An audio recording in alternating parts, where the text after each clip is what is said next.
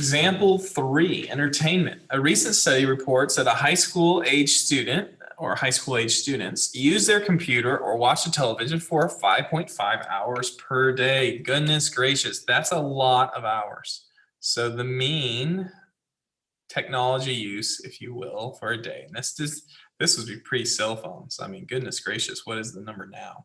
Is 5.5 hours per day. The variable is normally distributed with a standard deviation of 1.1 hours. Find the probability that a randomly selected high school student will use the computer or watch television for more than 6 hours per day. All right, so here we are, and we're trying to find the probability, and here's how you would like to write this: the probability that a student would watch the television for more than 6 hours per day. So that's how you would write that probability, just like that. So that's the probability of more than 6 hours. So let's go through solving some values here. Now notice they do not give us any standard sample other than to say a randomly selected high school student. So I'm going to treat my n here as 1. So let's first start off with finding the standard error here. So the standard error can be found. If you remember, you take the original standard deviation, 1.1 hours, and you divide by the square root of the sample size, which is the square root of 1. So we will have here 1.1. That is our standard error. So now let's find our z number, our z-score, if you will. And so the z value is going to equal, you take your sample mean, which in this case we're going to say is 6, minus the original sample mean of 5.5, and you divide that by your standard error here, 1.1. And so I have 6 minus 0.55, which is 0.5 divided by 1.1, and I don't know that number off the top of my head. So let's see what we get here. 6 minus 5.5, all of this divided by 1.1 is approximately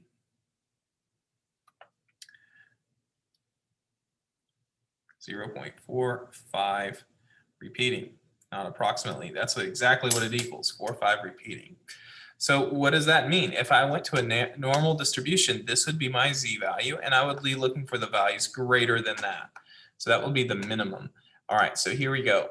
The mean of the population was 5.5 with a standard deviation of 1.1 hours. We're looking at only one sample, and the mean of that sample is 6 hours. And so here's what we got: the standard deviation of the sample, or the standard error, if you will, with a 0.4545 repeating.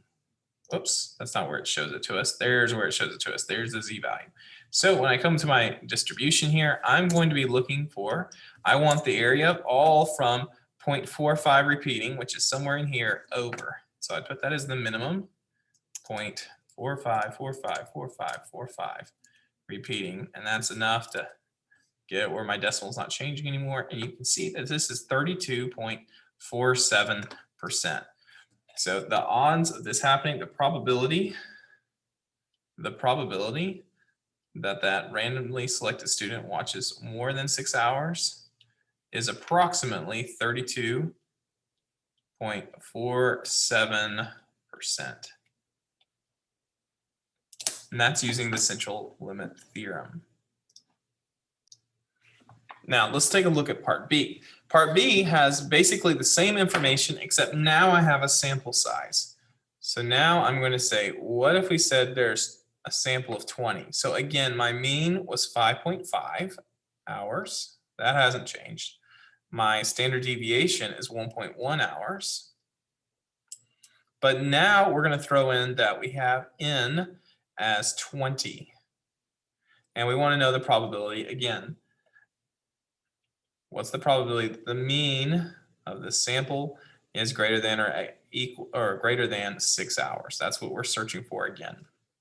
So to find the same two values here, to find our standard error, what we're going to do is take the original standard deviation, 1.1 hours, and divide that by the square root of the number of samples, which is 20. Again, I don't know, square root of 20 is not a great number, so I'm going to type that in over here. We'll see what the value is. These remain the same. Now I'm going to say my sample is 20. And so what we get here is 24, or point, not 24. I'm going to say is approximately, let me go black so I can see that it's different here. That is approximately 24.6, 0.246. Maybe I better put the 0 in front. 0.246. There we go. And so now when I want to calculate here my z value, I take again that same sample mean of 6. I subtract the population mean of 5.5, and I'm going to divide it by the standard error, which in this case happens to be 0.246. And when I do that right here, that's what the value, that's what's happening here. The mean of the sample minus the mean of the population divided by the standard error of that sample, we get this number here. Approximately 2.03. So that right there is my z-score value.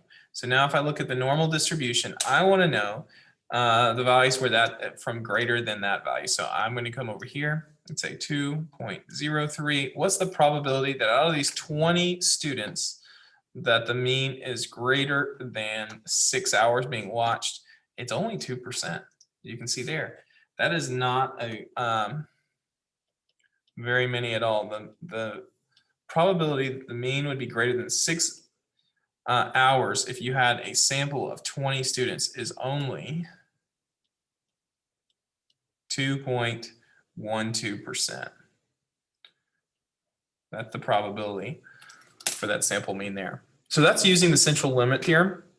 Just saying, as any type of distribution has samples that are increasing, you can more and more use the normal distribution to solve for the probabilities here. This part for the guided practice, the example 3 guided practice, I want you to work through this problem and see what you come up with.